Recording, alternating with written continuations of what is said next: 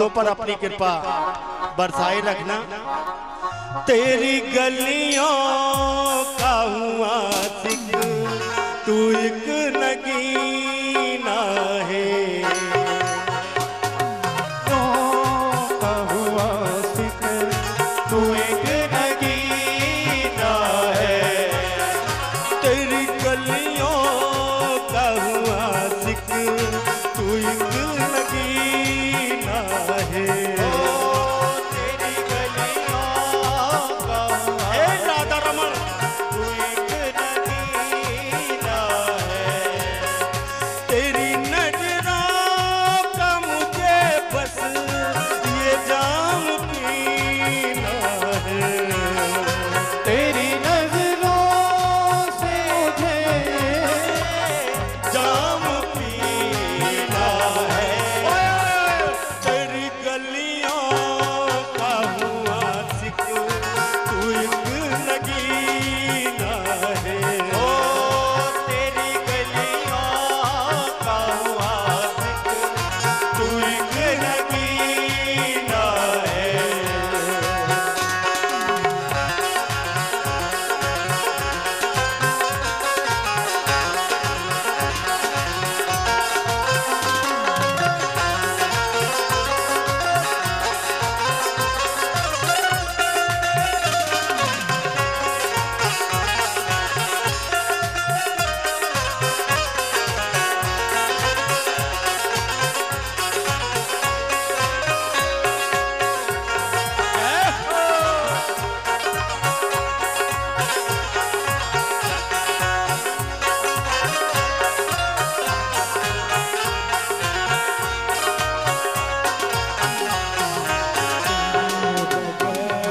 बगैर कोई दूसरा नहीं मेरा।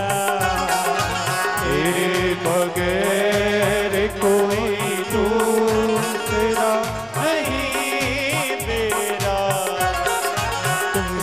बगैर कोई दूसरा नहीं मेरा। तेरे बगैर कोई दूसरा नहीं मेरा।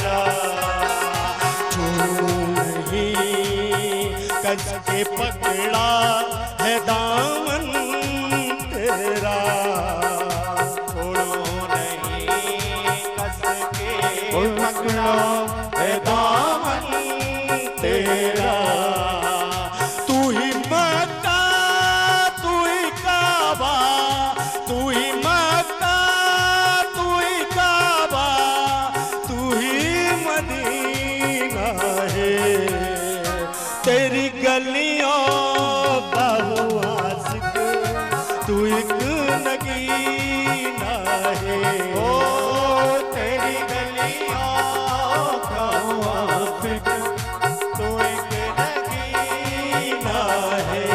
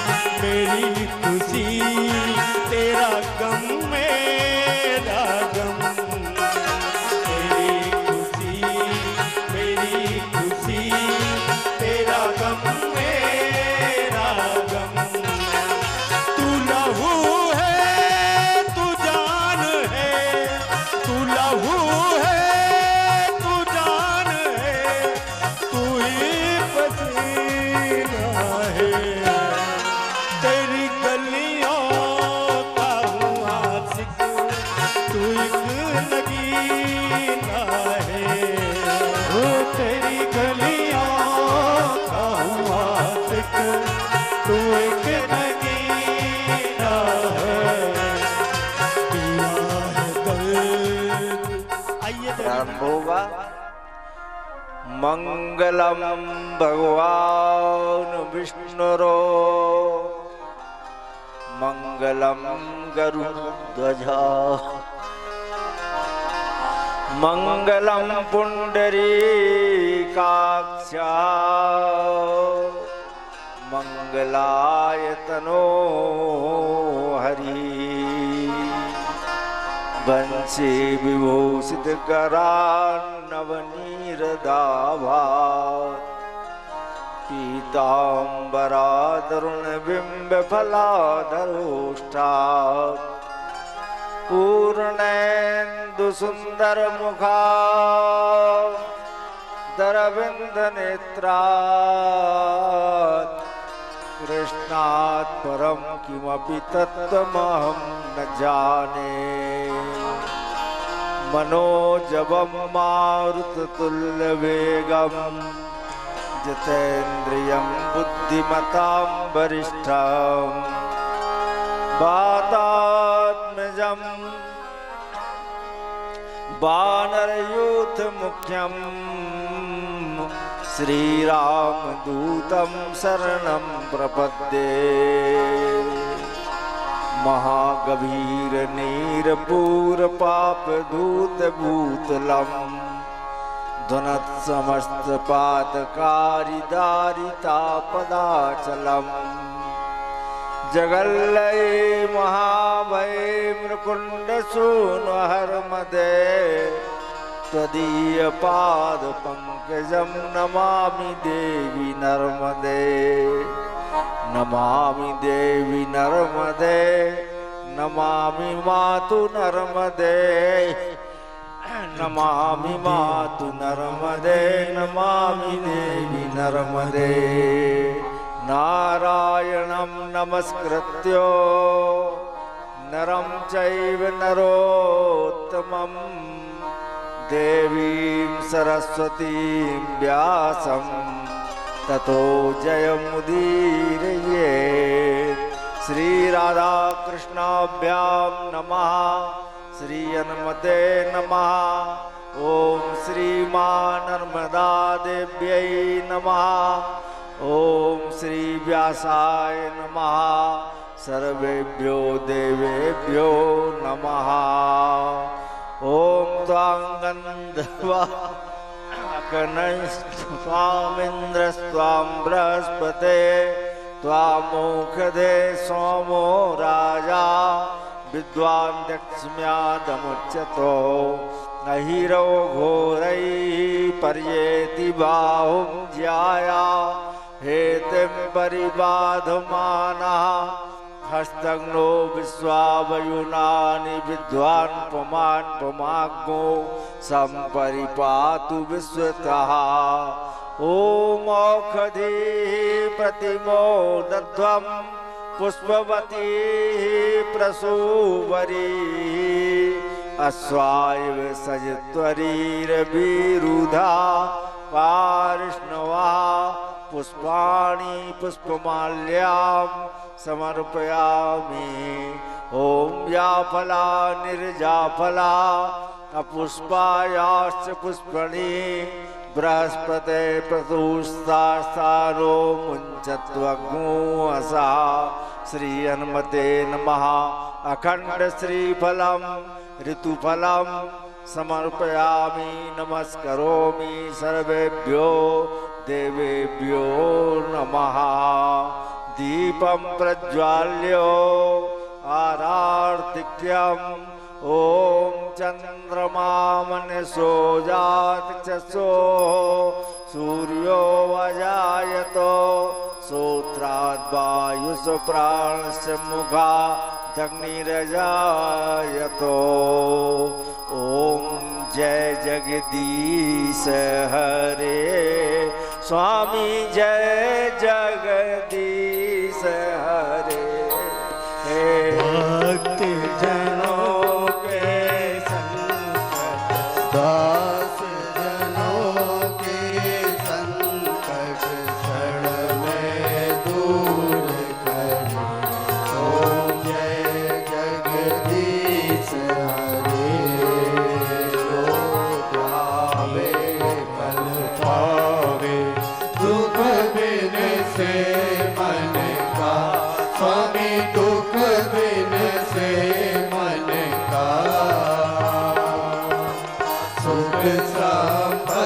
घर आवे, सुख संपत्ति घर आवे, कष्ट मिटे तन का।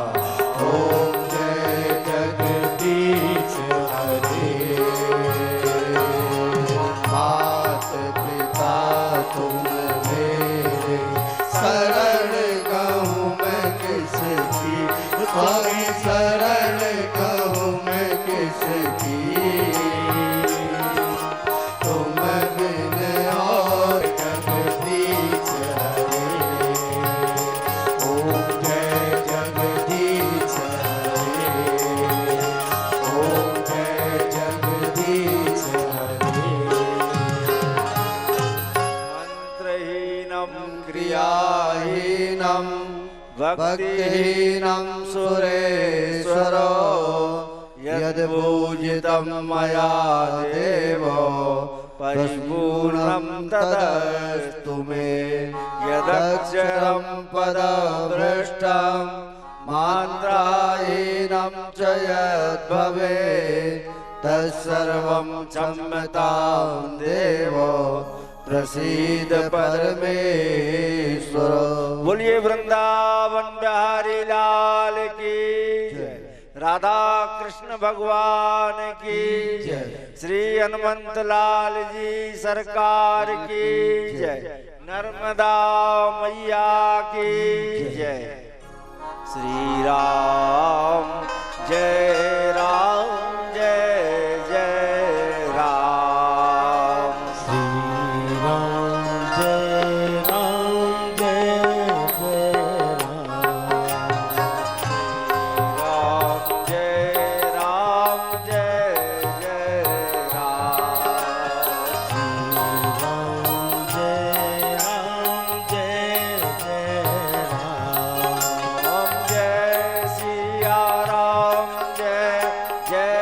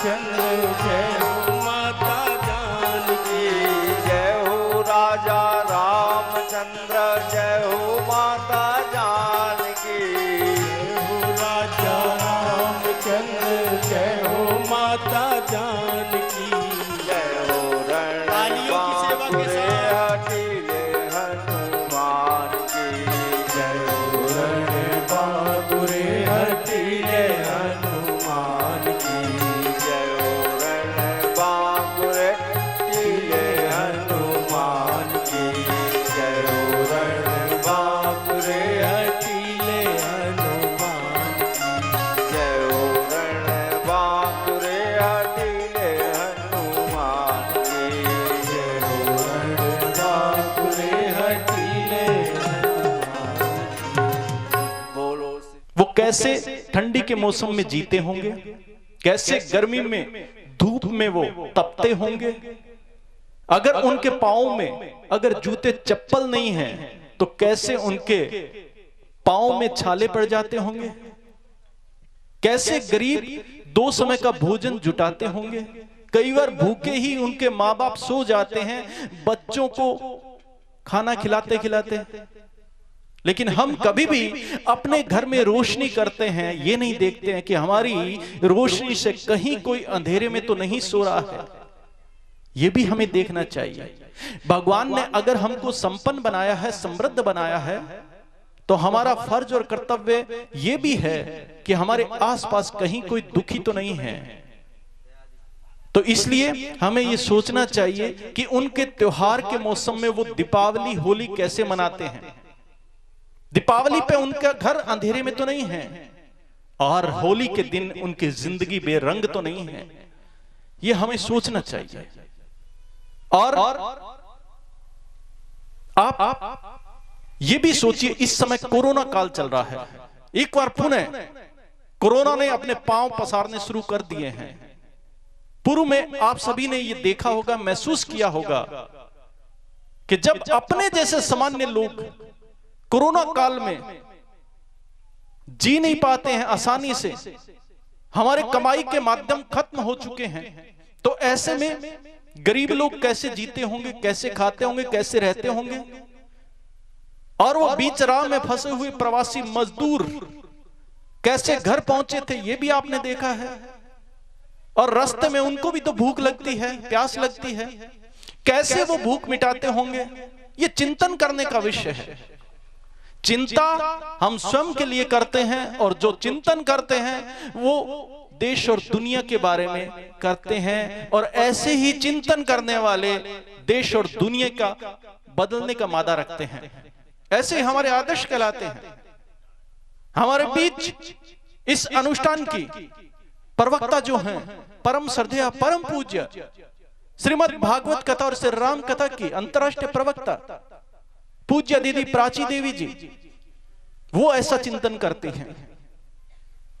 इसीलिए उन्होंने हरिसिद्ध हनुमत सेवा ट्रस्ट शहपुरा जबलपुर के माध्यम से गरीब बच्चों के लिए राजदीप पब्लिक स्कूल गुरुकुलम के नाम से एक स्कूल की स्थापना की, जहां पर गरीब बच्चों को निःशुल्क पढ़ाई ही नहीं करवाई जाती है, अपितु उनके लिए निःशुल्क ड्रेसेस की व्यवस्था भी दी जाती है, उनको भोजन अल्प आहार की व्यवस्था भी दी जाती है। इसके अलावा उनको इंग्लिश मीडियम से भी पढ़ाया जाता है। और जो माताएं बहनें विधवा हैं उनके लिए भी राशन, भोजन, वस्त्रों की व्यवस्था दी जाती है। हमारे वृद्ध माताओं के लिए भी भोजन की, रहने की, राशन की व्यवस्था दी जाती है।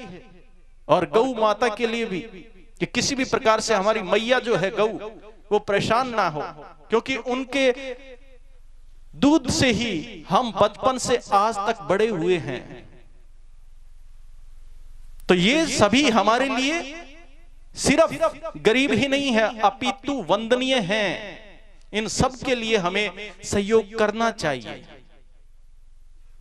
दीदी कहती हैं कि ना कोई राह आसान चाहिए, ना कोई मुझे पहचान चाहिए, ना कोई मुझे राह आसान चाहिए और ना कोई मुझे पहचान चाहिए।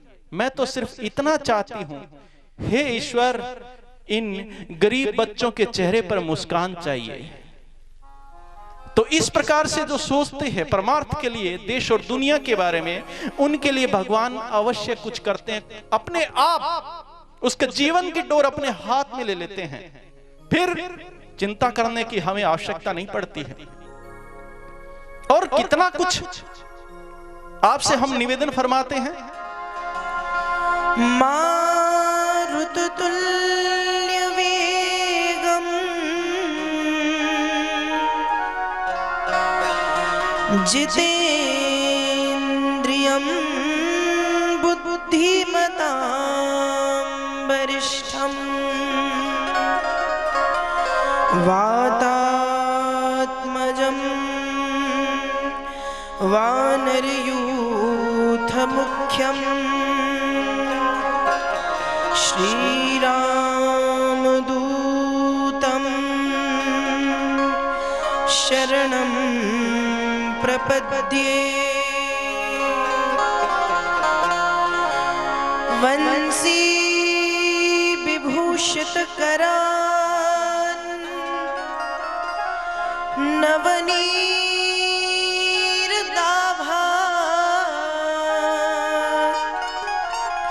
पीताम्बरादरुणविम्बफलाधरोष्ठात् पूर्णेन्दुसुन्दरमुखा दरविन्दनेत्रा कृष्णात् परं किमपि तत्त्वमहं न जाने। राधा भक्ति हरिर्ज्ञानं ताभ्यां या च समन्विता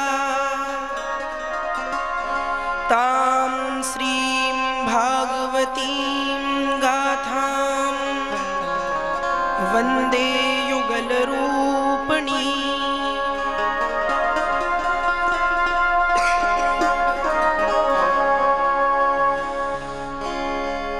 आइए हनुमंत जी विराजिए, बोलिए हनुमान जी महाराज की जय।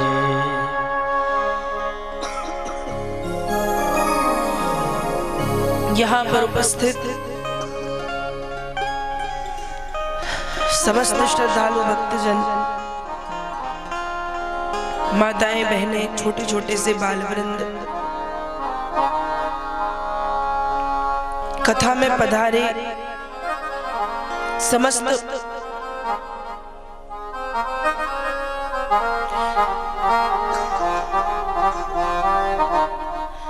भगवत कथानुरागी जन,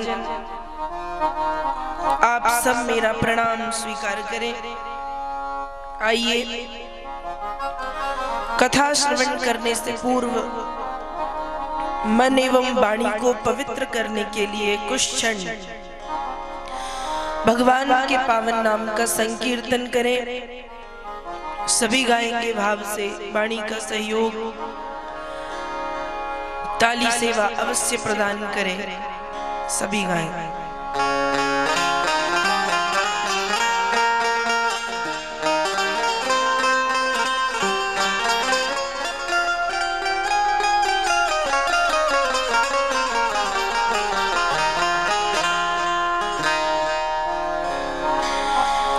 जय सिया राम, जय जय सिया राम, जय सिया राम, जय जय सिया राम, जय सिया राम, जय जय सिया राम, जय सिया राम, जय जय सिया राम, जय सिया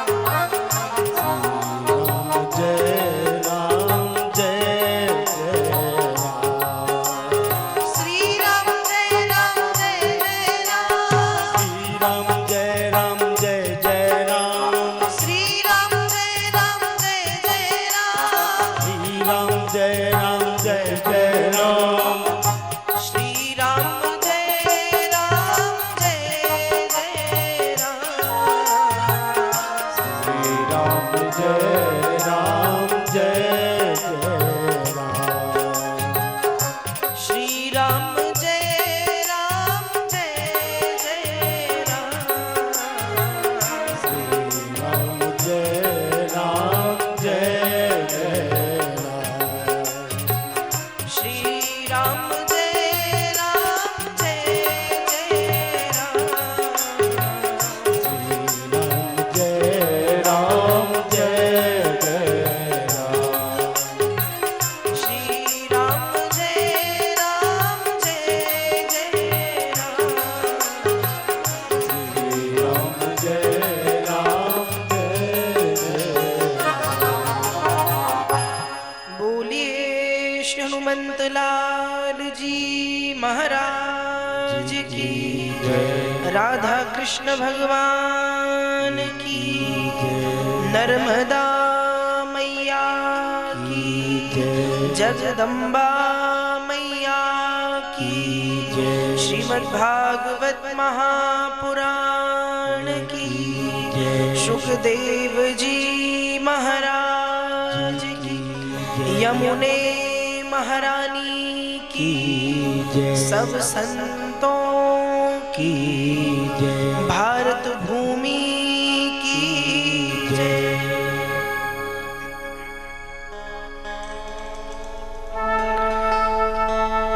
कल की पावन कथा में आप सभी जनों ने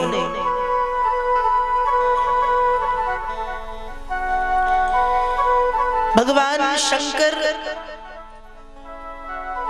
एवं मां पार्वती के विवाह की कथा को सुना। साथ ही साथ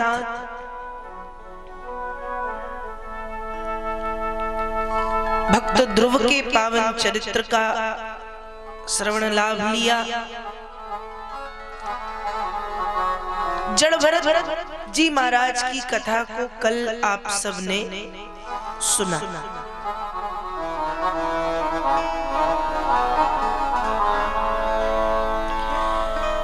श्रीमद् भागवत महापुराण में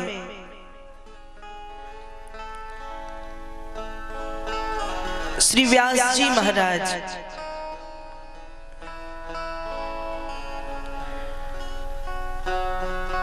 श्री प्रहलाद जी की पावन कथा का वर्णन करते हैं और लिखते हैं कि भक्त को किसी भी रूप से भगवान से अपना संबंध स्थापित कर लेना चाहिए। कोई जरूरी नहीं कि भगवान के और भक्त के बीच में जो संबंध है वो संबंध केवल भक्त और भगवान का ही हो। भगवान और भक्त के बीच में किसी भी प्रकार का संबंध हम स्थापित कर सकते हैं। वेद व्यास जी लिखते हैं, गोप्यः कामाद भयाद कंसो द्वेषाचेद्यादयो नृपः संबंधात् वृषणया स्नेहाद ययं भक्त्या वयं विभो। किसी भी प्रकार का संबंध भक्त और भगवान के बीच में हो, जैसे गोपियों ने प्रेमी मान करके भगवान को भज लिया, प्रेम के कारण नाम लिया। भगवान ने गोपियों के प्रेमी बनकर के उद्धार कर दिया। गोप्यः कामाद भयाद कंसु, कंस ने डर के कारण नाम लिया। कंस को तो मालूम भी नहीं था कि जो मुझे मारने वाला हुआ है उसका नाम क्या है। कंस तो बस इतना कहता था कि मुझे मारने वाला हो चुका है, मुझे मारने वाला हो चुका है, मुझे मारने वाला हो चुका है। तो गोप्यः कामाद भयाद कंसो, गोपियों ने प्रेम से, कंस ने भय से नाम लिया। द्वेषाचेद्यादयो नृपः, शिशुपाल, दंतवक्र आदि जो दुष्ट राजा थे, इन्होंने द्वेष, जलन के कारण भगवान का नाम लिया। तो भगवान ने शत्रु बनकर के उद्धार किया। संबंधात वृषणया, जो यादव हैं, जो यदुवंशी थे, उन्होंने संबंधी मान करके भगवान को भजाया। कोई कहता था कृष्ण हमारा मामा है, कोई कहता था चाचा है, कोई कहता था भाई है, कोई कहता था मित्र है, कोई कहता था भतीजा है, भांजा है, पौत्र है, पुत्र है, मित्र है। तो यदुवंशियों ने, यादवों ने संबंधी माना है कि कृष्ण संबंधी है। तो ययं भक्त्या वयं विभो, भक्त जिस भाव से भगवान का नाम लेता है, भगवान उस रूप में भक्त का कल्याण कर देते हैं। इसलिए हम भी जब पूजन करते हैं तो एक सरल श्लोक जो एक छोटे से बच्चे से भी बनता है, त्वमेव माता च पिता त्वमेव, त्वमेव बन्धु च सखा त्वमेव, त्वमेव विद्या द्रविणं त्वमेव, त्वमेव सर्वं मम देव देव। हम क्या कहते हैं कि हे भगवान, त्वमेव माता, आप ही माँ है, आप ही पिता है। त्वमेव माता च पिता त्वमेव, त्वमेव बंधु, आप ही भाई है। सखा त्वमेव, आप ही सखा हो, मित्र हो। त्वमेव विद्या, आप ही विद्या हो। द्रविणम त्वमेव, आप ही धन हो। त्वमेव सर्वम मम देव देव, हे भगवान हमारा सर्वस्व ही आप हो। तो ययं भक्त्या वयं विभो, भक्त जिस भाव से भगवान को पुकारे, भगवान उस रूप में पहुंच करके भक्त का कल्याण कर देते हैं।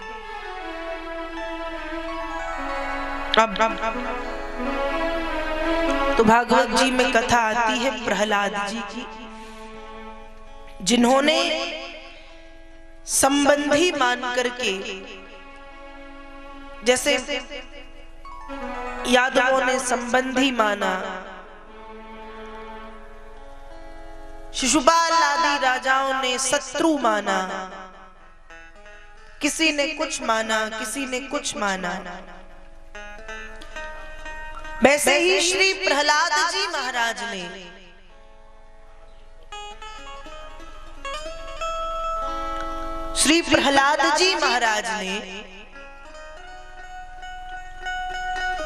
भगवान को अपना सब कुछ मान लिया।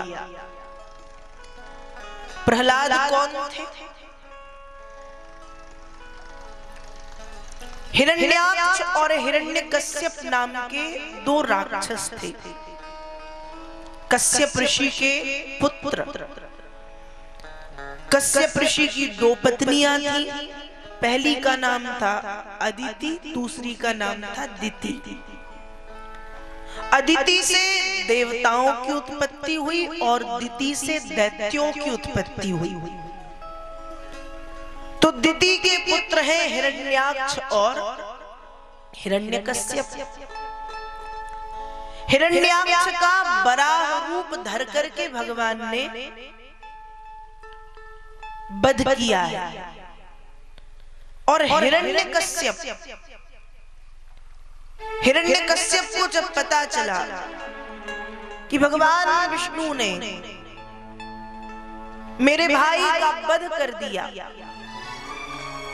तो भगवान विष्णु से अपने भाई की मृत्यु का बदला लेने, अपने आप को अजेय अजर अमर बनाने के लिए ये तपस्या करने जा रहा है। हिरण्यकश्यप की पत्नी का नाम है कयादु। हिरण्यकश्यप ने अपनी पत्नी से कहा कि देवी, मैं तपस्या करने जा रहा हूं, 1000 वर्ष बाद जब तपस्या पूर्ण हो जाएगी तब वरदान पाकर के लौटूंगा, तुम सुखपूर्वक जीवन यापन करना। कयादु ने कहा ठीक है।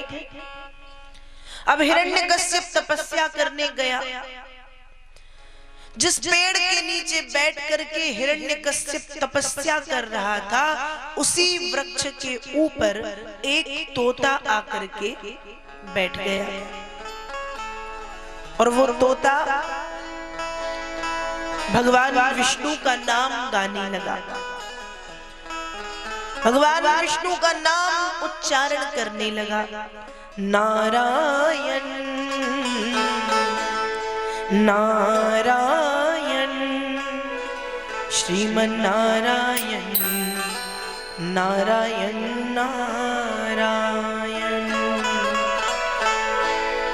नाम गाने लगा। हिरण्यकश्यप ने जगह बदल दी, वो दूसरे पेड़ के नीचे जाके बैठा, पर तोता भी उसी पेड़ के ऊपर जाके बैठ गया और उसने फिर गाना शुरू कर दिया। नारायण नारायण वद्री नारायण नारायण नारायण। फिर जगह बदली, तीसरे पेड़ के नीचे। तोता वहीं पहुंच के फिर शुरू, चौथे पेड़, पांचवे पेड़, न जाने कितने कितने जगह बदली। तोता वहीं पहुंच करके भगवान का नाम गाने लगता, कहता नारायण नारायण श्रीमन नारायण लक्ष्मी नारायण भजमन नारायण सत्य नारायण बद्री नारायण यज्ञ नारायण नारायण नारायण नारायण। इतना क्रोध आया हिरण्यकश्यप को कि तपस्या करना बंद कर दिया और वापस पहुंचा अपने घर। अब घर में पत्नी कयादु बैठी है। अचानक पतिदेव को आते देखा तो मन में सोच रही है कि सुबह ये कह के गए थे 1000 वर्ष के बाद लौटूंगा, एक दिन भी पूरा नहीं हुआ और ये लौट आए। अब यदि मैं इनसे सीधे सीधे पूछती हूँ कि इतनी जल्दी क्यों आ गए, तो उनको बुरा लगेगा।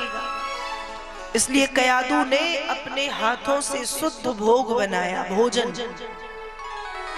बनाने के बाद हिरण्यकश्यप को भोजन कराया। हिरण्यकश्यप भोजन कर रहा है, भोजन कराया। भोजन करने के बाद जब वो विश्राम करने लगा तो कयादु ने पूछा कि पतिदेव, आप तो कह रहे थे कि 1000 वर्ष लग जाएंगे, पर आप सुबह गए और शाम को लौट आए, तो क्या एक दिन की तपस्या से भगवान ने प्रसन्न होकर वरदान दे दिया? हिरण्यकश्यप कहता है, अरे देवी क्या बताऊं, जिस पेड़ के नीचे बैठ के मैं भगवान का नाम ले रहा था, मतलब तपस्या कर रहा था, उसी पेड़ के ऊपर एक तोता आकर के बैठ गया और मेरे शत्रु का नाम लेने लगा। कयादु ने कहा, आपके शत्रु? कहा हाँ मेरे शत्रु का नाम नारायण नारायण नारायण बद्री नारायण सत्य नारायण। मैं दूसरे पेड़ के नीचे पहुंचा, तोता वहीं पहुंच के नारायण नारायण। मैं तीसरे चौथे पांचवे छठवे में जहां पहुंचा तोता वहीं पहुंच के नारायण नारायण गाने लगा। कयादू कहती है पतिदेव सारी बात तो समझ में आ गई है, पर ये बात अब तक समझ में नहीं आई कि तोता कह क्या रहा था, क्योंकि नाम बड़ा कठिन है। क्या कहा आपने, एक बार फिर से बताएंगे आप? हिरण्यकश्यप ने कहा नारायण नारायण नारायण नारायण नारायण कह रहा था। कयादू फिर बोली क्या कह रहा था? हिरण्यकश्यप ने कहा नारायण नारायण नारायण। कयादू ने कहा क्या? कारे नारायण बद्री नारायण लक्ष्मी नारायण सत्य नारायण यज्ञ नारायण जप नारायण नारायण नारायण नारायण। और ऐसे बार बार देवी कयादू ने अपने राक्षस पति के मुख से 108 बार नारायण शब्द का उच्चारण करा दिया।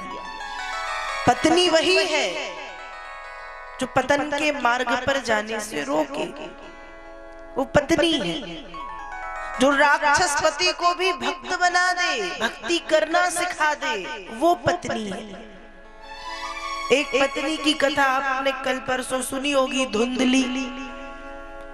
आत्मदेव की पत्नी धुंधली इतना परेशान किया कि आत्मदेव आत्महत्या करने तैयार हो गए। एक पत्नी वो भी है, और एक पत्नी है कयादू, जिसने अपने राक्षस पति के मुख से 108 बार, 108 मतलब एक माला का जाप करवा दिया। ये पत्नी है। पत्नी किसे कहते हैं? कुछ के लोग कहते हैं जो तनी तनी हो वो पत्नी, पर ऐसा तो नहीं है। पत्नी कौन? कहा जो पतन के मार्ग पर जाने से रोके, वो पत्नी जो गृहस्थी रूपी अंधेरे कुएं से बाहर निकाल दे, वो पत्नी। और कयादू ने राक्षस पति के मुख से 108 बार नारायण शब्द का उच्चारण कराया। जब 108 बार हो गया तब कयादू कहती है अब समझ में आया तोता नारायण कह रहा था। हिरण्यकश्यप ने कहा हाँ यही कह रहा था। समय बीतने पर हिरण्यकश्यप पुनः तपस्या करने के लिए निकल गया। यहाँ देवी कयादू गर्भवती है। इंद्र को जब यह बात पता चली कि कयादू के गर्भ में हिरण्यकश्यप की संतान है, तो इंद्र ने विचार किया कि कयादू के गर्भ से हिरण्यकश्यप के जैसी ही राक्षस संतान का जन्म होगा, उससे पहले मैं उसे मार दूंगा। इसलिए कयादू का हाथ पकड़ के इंद्र ले जाने लगे। बीच में नारद जी मिले, पूछा कहाँ ले जा रहे हो, क्यों ले जा रहे हो? इंद्र ने बताया कि इसकी संतान होगी, मार डालूंगा। नारद जी ने कहा ऐसी गलती मत करना, क्योंकि कयादू के गर्भ में संतान हिरण्यकश्यप की है, लेकिन हिरण्यकश्यप जैसी राक्षस संतान नहीं है। कयादू के गर्भ में भगवान के परम भक्त श्री प्रहलाद जी महाराज पधार चुके हैं। तब इंद्र ने कयादू के गर्भ की परिक्रमा करके प्रणाम किया। इंद्र वापस चले गए। यहाँ नारद जी कयादू को अपने आश्रम में लेकर के आए और नारद जी ने अपनी बेटी के तरह कयादू का ध्यान रखा। खूब कयादू को भजन कराया, कीर्तन करवाए, कथाएं सुनाई।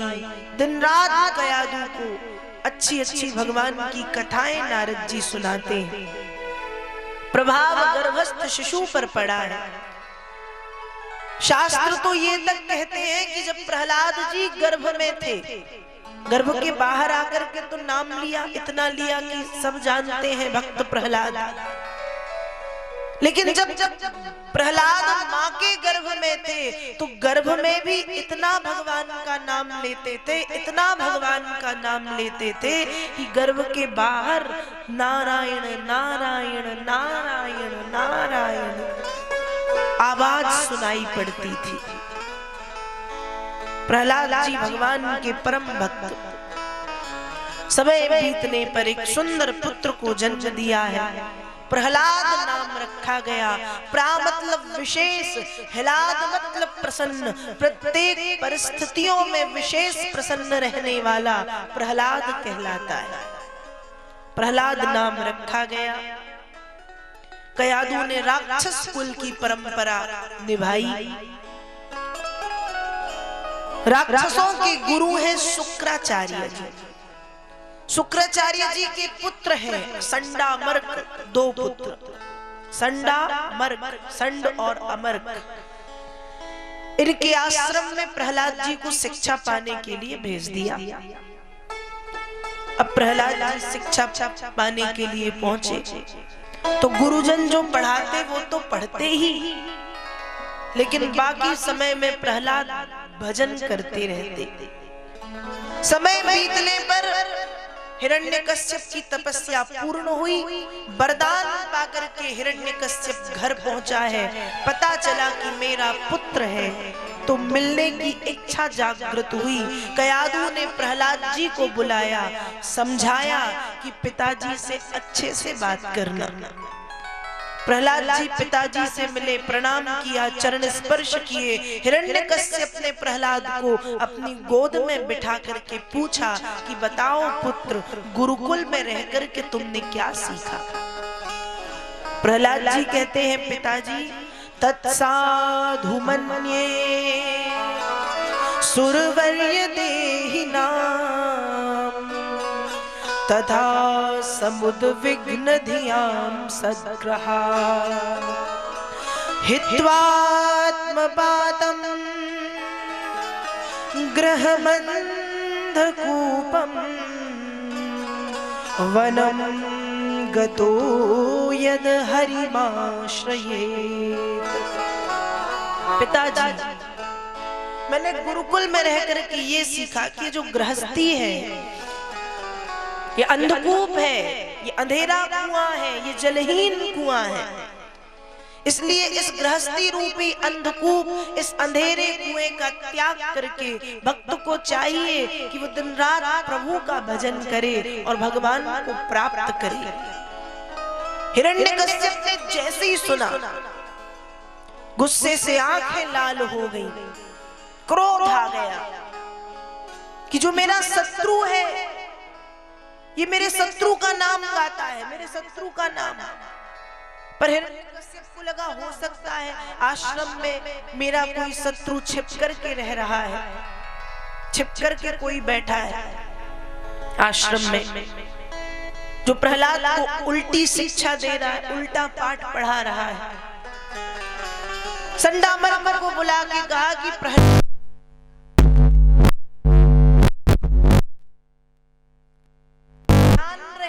प्रहलाद को विष्णु का नाम यदि लेते हुए देखो तो तुरंत मुझे बताओ। संडामर्क कहा जो आज्ञा महाराज। प्रहलाद को ले गए।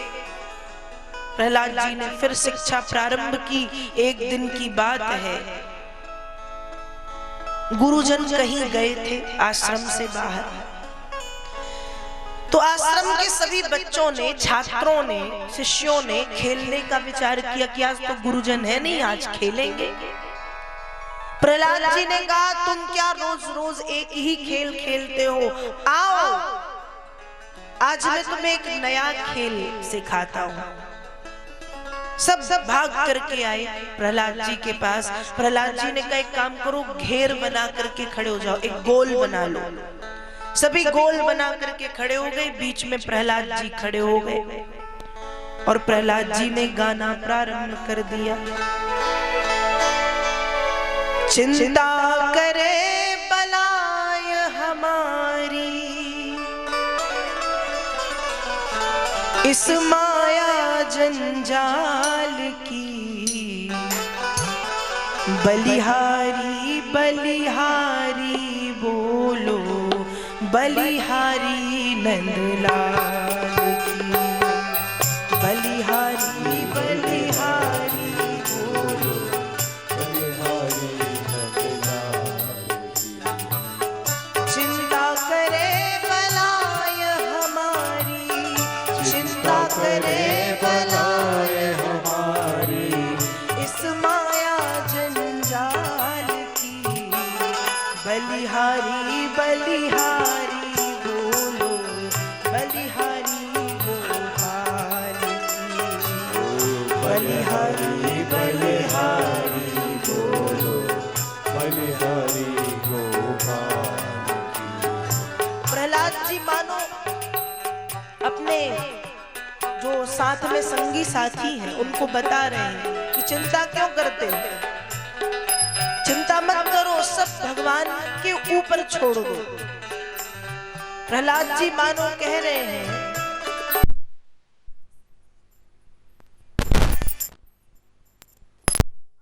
वस्त्र भी देवेगा जिस मालिक ने जन्म दिया है अन्न वस्त्र भी दे देगा। जिस मालिक ने जन्म दिया है अन्य वस्त्र भी देवेगा। जिस मालिक ने जन्म दिया है अन्न वस्त्र भी दे देगा। सर ढकने को छत देवेगा खबर हमारी भी लेगा। सर ढकने को छत देवेगा खबर हमारी ले लेगा। भजन करो निर्भय हो छोड़ो भजन करो निर्भय हो छोड़ो भजन करो निर्भय हो छोड़ो भजन करो निर्भय हो छोड़ो चिंता रोटी जय हो। बलिहारी बलिहारी बोलो बलिहारी गोपाल की बलिहारी बलिहारी बोलो बलिहारी गोपाल। ताली बजाते हुए सभी गाएं।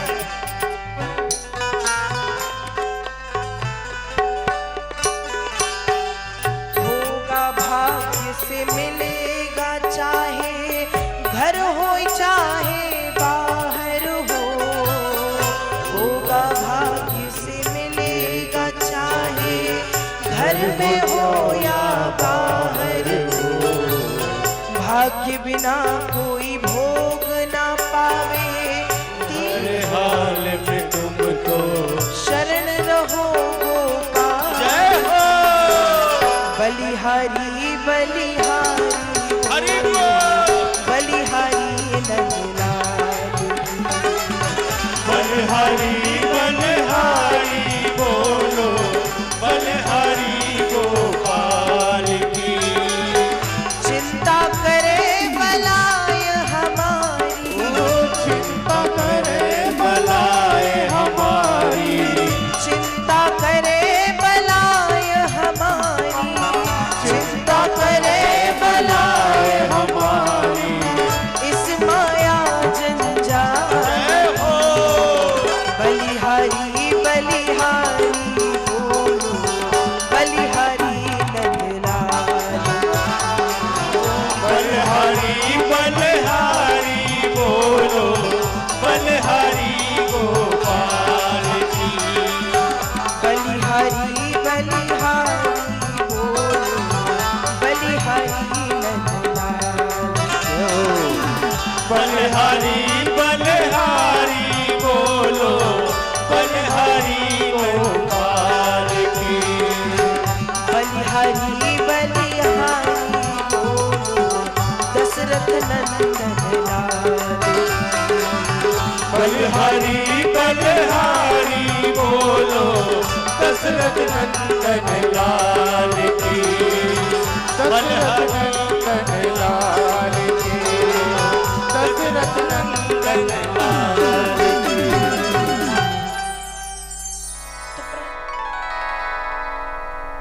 देवकी और वसुदेव ने देखा कि कारागार में एक 5 वर्ष की उम्र है एक छोटा सा बालक, 4 भुजाओं से युक्त, चारों भुजाओं में शंख चक्र गदा पद्म इत्यादि धारण किए, सुंदर सुंदर घुंघरारे, कंधे तक काले काले बाल, सुंदर नेत्र, पीले पीले वस्त्र धारण किए हैं। मन चाह रहा है देखते रहे, पर डर है कि कहीं इन्हें भी कंस हमसे छीन ना ले। वसुदेव जी ने हाथ जोड़े, भगवान आप छोटे हो जाओ। भगवान ने कहा ठीक है, और भगवान ने कहा आप अपने मित्र नंद बाबा के हाथ छोड़ा ना। वसुदेव जी कहते हैं कैसे? भगवान ने कहा ये आप जानो कैसे। और भगवान हो गए छोटे से। वहां एक सूपा पड़ा था, वसुदेव जी ने भगवान को उठा करके सूपे पर रखा और वो सूप अपने सिर पर धारण कर लिया। भगवान के सिर पर आते ही हाथों की हथकड़ियां, पैरों की बेड़ियां खुल गईं, कारागार के दरवाजे भी खुल गए। प्रभु की माया ने ऐसे काम किया कि सारे पहरेदार, सैनिक, दास दासियां सब सो गए। लाला को सिर पर धारण किए हुए वसुदेव जी यमुना के किनारे पहुंचे हैं। पानी भी बरसने लगा, तो पानी बरस रहा था तो यहाँ शेषनाग जी महाराज आकर के पीछे से छत्ता बन करके लग गए कि प्रभु भीगे ना। शेषनाग जी छत्ता बन करके सिर पर लगे। अब यमुना जी में भी बाढ़ आ रही है। यमुना जी कह रही है ठाकुर जी त्रेता में सरयू से पार हुए, गंगा से पार हुए, और इन दोनों ने आपके चरणों को धोकर के जल पिया, पर यमुना रह गई। आज ठाकुर जब तक यमुना चरणों को धो के जल नहीं पीती जाने नहीं देगी। यमुना जी में बाढ़ आई, यमुना जी घुटने तक आई, कमर तक आई, हृदय तक आई, मुख तक आई। भगवान ने कहा रे मुझे ले जाने वाला डूब जाएगा तो मैं जाऊंगा कैसे? तुरंत पैर बाहर निकाले। यमुना जी ने भगवान के पैर धोए, जल पिया, और यमुना जी बही तरुआ के तरों। यमुना जी वसुदेव जी के पैरों के नीचे से बहने लगी। अब भगवान को लेकर के वसुदेव जी गोकुल पहुंचे। वहां भी प्रभु की माया काम कर रही थी, सब सो रहे हैं। यशोदा मैया ने एक बिटिया को, एक लाली को जन्म दिया है। भगवान ने यशोदा मैया के बाजू में लाला को लिटाया, लाली मतलब कन्या को उठाया और वापस चले आए। कन्या के वापस आते ही माया का प्रभाव बंद हुआ, कारागार के दरवाजे लग गए, बेड़ियां लग गई, हथकड़ियां लग गई, और सब सैनिक जाग गए। कन्या ने जोर जोर से रोना प्रारंभ किया। कंस तक खबर पहुंचाई गई कि देवकी ने 8वीं संतान को जन्म दे दिया है। जिस स्थिति में था तलवार लेकर के कंस भागा चला आया। कंस को देख करके देवकी खड़ी हो गई, भैया ये कन्या है, ये आपको कैसे मारेगी? कंस कहता है कन्या है तो क्या हुआ, विष्णु छलिया है और मुझे मारने के लिए कन्या के रूप में भी आ सकता है, मैं नहीं छोड़ सकता। और देवकी के हाथों से कन्या को छीन करके पत्थर पर फेंक दिया, पर वह कन्या पत्थर पर नहीं गिरी, आकाश में उड़ करके सिंह पर सवार हुई, अष्टभुजा फैला करके कहती है, अरे मूर्ख कंस, तुझे मारने वाला हो चुका है। आकाश मार्ग में बाजे बजने लगे, दुंदुबियां बजने लगी, देवता पुष्प वृष्टि करने लगे, जय जयकार होने लगा, स्तुतियां होने लगी। बोलिए बाल कृष्ण भगवान की जय। आइए हम भी भगवान की स्तुति करते हैं। भय प्रगट कृपाला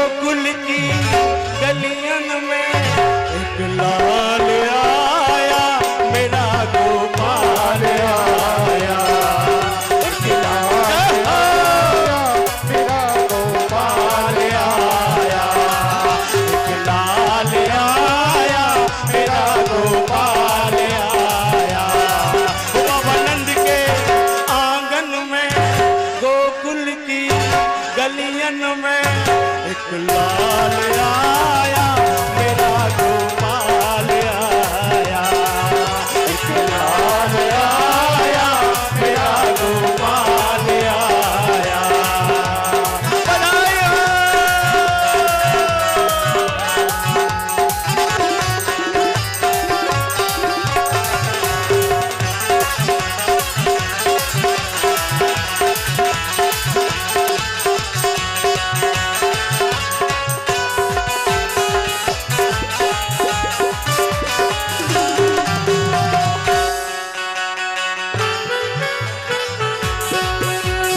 नंद के आंग एक लाल आया मेरा गोपाल आया, एक लाल आया मेरा गोपाल आया, एक लाल आया मेरा गोपाल आया,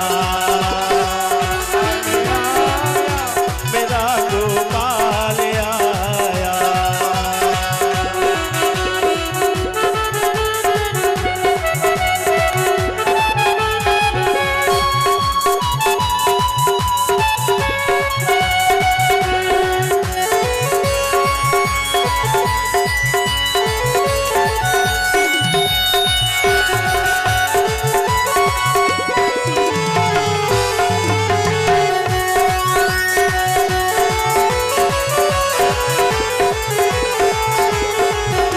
मुकुट सिर मोर का मेरे चित चोर का, मुकुट सिर मोर का मेरे चित चोर का, दुन नन नन दुन नन नन दुन न सरकार